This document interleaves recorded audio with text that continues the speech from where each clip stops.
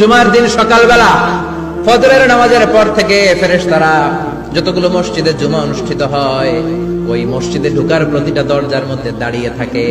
কারা কারা আগে আগে জুমার নামাজ পড়ার জন্য মসজিদে যায়, প্রত্যেকের নামগুলো একটা জান্নাতের রেজিস্ট্রি খাতার মধ্যে তুলে নেয়।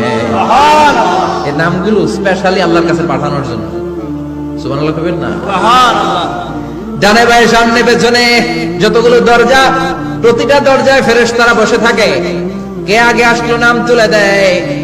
তুলতে তুলতে তুলতে তুলতে খতিব সাহেব যখন খুতবা দেওয়ার জন্য মিম্বারে যেয়ে বসে যায়, ফেরেশতারা তাদের খাতা বন্ধ করে তারাও খতিব সাহেবের সামনে জুমার খুতবা শোনার জন্য বসে যায়। পড়েন সুবহানাল্লাহ।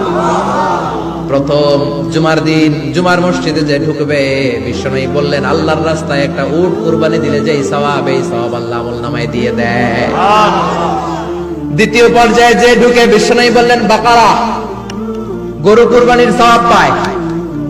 তিন নম্বরে যে ঢুকবে, বিশ্বনবী বললেন কাবসা, হাদিসের ভাষায় এসেছে আল কাবাস, কাবাস মানে হলো বকরি, বকরি কুরবানির সওয়াব। চার নম্বরে যে ঢুকবে তার হচ্ছে দাজাজা, দাজাজা মানে মুরগি।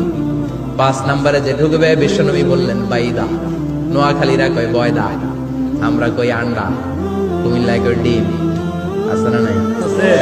এক দেশের কত ভাষা, এক দেশের গালি আর এক দেশের বলি। আমরা বলি ছেলে, কুষ্টিয়ায় বলে পুত্র, আরেক জায়গায় গেলে বলে হুত, আরেক জায়গায় গেলে বলে ফোয়া। আছে না নাই? এক এলাকায় বলে বেটা ছেলে, ছেলেদেরকে বেটা ছেলে। মরদ ফোয়া, মরদ ফোয়া হচ্ছে না, মরদ ফোয়া হবে। আহা, কি ভাষার বৈশিষ্ট্য! তো যেটা আমরা বলি ডিম, কোথাও বলে আন্ডা, কোথাও বলে বয়দা। তো এই বয়দা আল্লাহর রাস্তায় দান করে দিলে যেই সওয়াব, পঞ্চম ব্যক্তি ওই সওয়াব পাবে।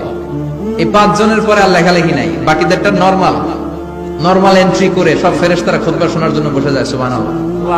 তো জুমার দিনে আগে আগে যাবেন তো? ইনশাআল্লাহ। সবাই রাজি আছেন? ইনশাআল্লাহ। চিৎকার করে পড়েন ইনশাআল্লাহ।